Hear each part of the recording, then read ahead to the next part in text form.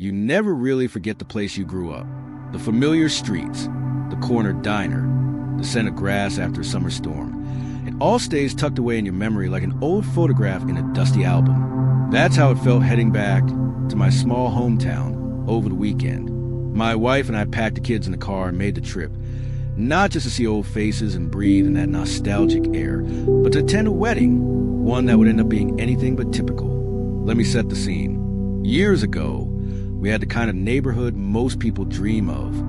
Friendly faces, barbecues in the summer, snowball fights in winter. My neighbors were a warm, hard-working couple with 2 kids, a boy and a girl. The kids were close in age, about 2 years younger than me, and they were always pulling practical jokes on each other.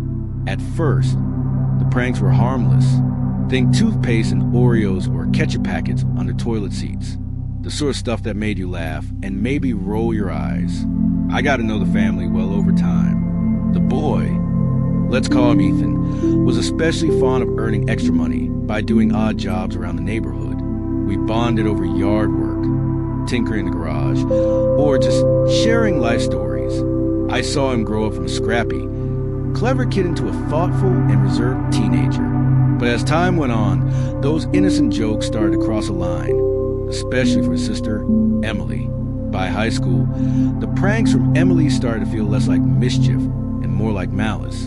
And the one that stuck with Ethan, and frankly, all of us, was the infamous prom night incident. Ethan had been dating a girl from a nearby town. He was excited, had a tux picked out, and a prom night limo ride planned. He was even working out, growing his hair a little longer in that trendy, tousle way the girls loved. It was a big deal for him.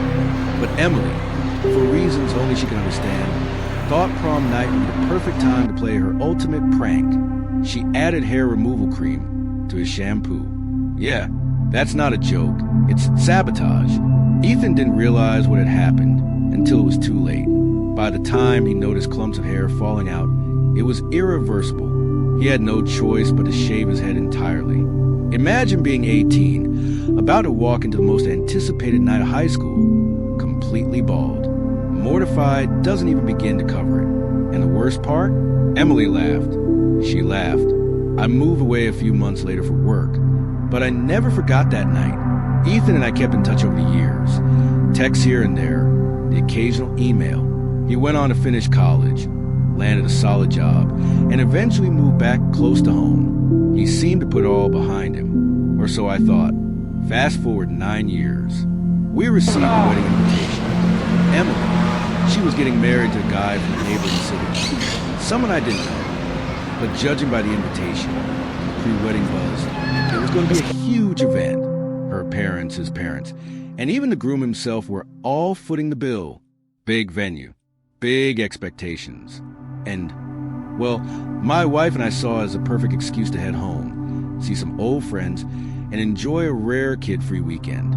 My brother generously offered to take the kids to the family cabin for 2 days, so we packed our best clothes and made the trip. We arrived the day before the wedding.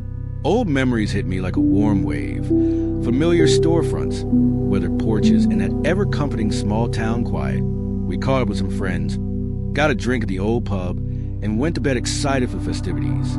Then came the wedding day. That morning, around 9 a.m., my phone buzzed. It was a group text from Emily and Ethan's dad. The wedding is canceled, it read, but the reception will still happen as planned. Please join us for a fun party instead. My wife and I just stared at each other. Canceled? What happened? Cold feet? A family emergency? We were baffled. Still, we decided to go to the reception turn party. When we arrived at the venue, an elegant hall with white drapes, golden place settings, and a fully catered dinner. There were people gathered, music playing, and even a band setting up. But no bride, no groom, no ceremony. And that's when the whispers started. First, a cousin pulled me aside with a grin. "You're not going to believe this," she said. "It's revenge. Ethan finally got her back." I blinked. "What?"